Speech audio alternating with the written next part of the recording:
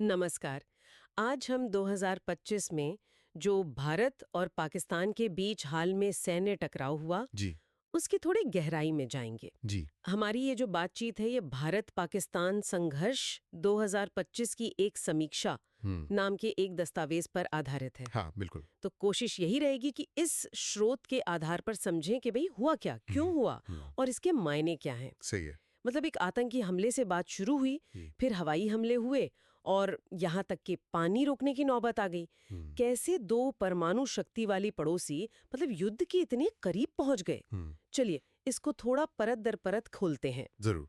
तो देखिए, स्रोत के मुताबिक ये जो सारा मामला गरमाया, इसकी चिंगारी थी 22 अप्रैल 2025, अच्छा। जब जम्मू कश्मीर के पहलगाम में एक बहुत ही भीषण आतंकी हमला हुआ। हाँ, पहलगाम वाला हमला। जी। इसमें 26 लोगों की जान गई थी। भारतीय नागरिक थे और जैसा स्रोत बताता है, एक नेपाली पर्यटक भी शामिल था। और फिर फौरन ही दस्तावेज के अनुसार भारत सरकार ने उंगली उठाई पाकिस्तान स्थित आतंकी गुटों पर बिल्कुल। और उसी से तनाव एकदम तेजी से बढ़ गया। तो इसके बाद भारत का अगला कदम क्या था? मतलब स्रोत में क्या लिखा है इस बारे में? भारत ने फिर जवाबी कार्रवाई की, एक ऑपरेशन लॉन्च किया जिसका नाम स्रोत में ऑपरेशन सिंदूर बताया गया है। ऑपरेशन सिंदूर। हाँ। इसके तहत पाकिस्तान और जो पाकिस्तान अधिकृत कश्मीर है, वहां 9 आतंकी ठिकानों पर बड़े सटीक हवाई हमले किए गए। निशाने पर कौन थे? मतलब किन गुटों पर फोकस था? स्रोत कहता है कि मुख्य निशाना लश्कर तायबा और जैश ए मोहम्मद से जुड़े ढांचे थे। ये वो गुट हैं जिनका नाम भारत पहले भी लेता रहा है। अच्छा।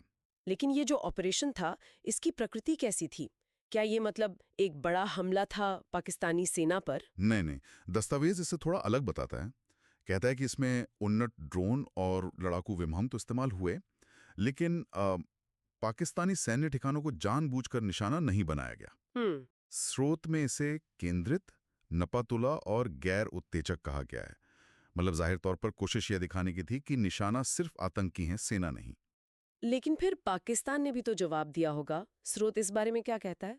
हाँ बिल्कुल, पाकिस्तान ने भी पलटवार किया। जम्मू कश्मीर और पंजाब में भारतीय सैन्य और नागरिक ठिकानों पर ड्रोन और हवाई हमले किए। अच्छा। सीमा के पास के जिलों में बिजली गुल होने की खबरें आईं और दोनों तरफ मतलब हताहतों की भी सूचना थी।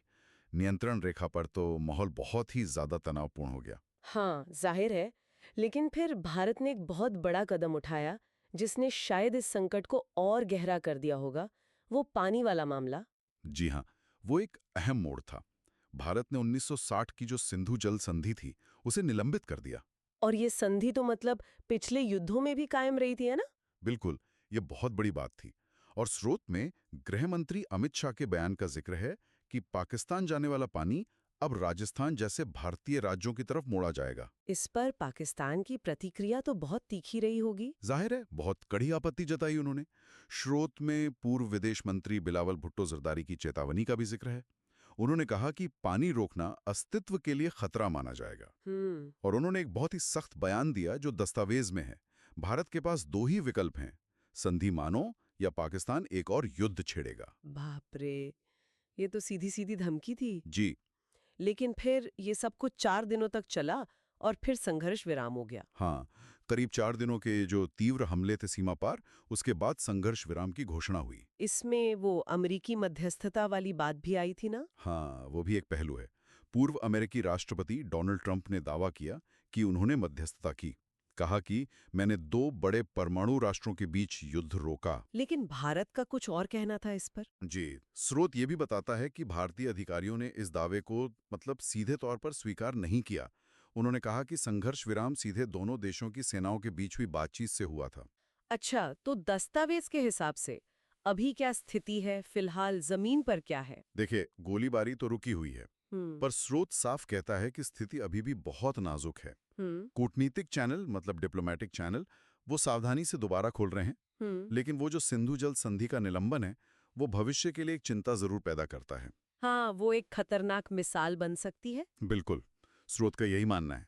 दोनों देश अब भी हाई अलर्ट पर हैं और पूरी दुनिया की नजरें इस पर लगी हुई हैं। तो कुल मिलाकर ये जो 2025 का संघर्ष रहा, जी। ये दिखाता है कि कैसे क्षेत्रीय तनाव और खासकर जब उसमें पानी जैसा मुद्दा जुड़ जाए, हाँ, पानी जैसा बुनियादी संसाधन, तो वो कितनी तेजी से एक बड़ा अंतर्राष्ट्रीय संकट बन सकता है।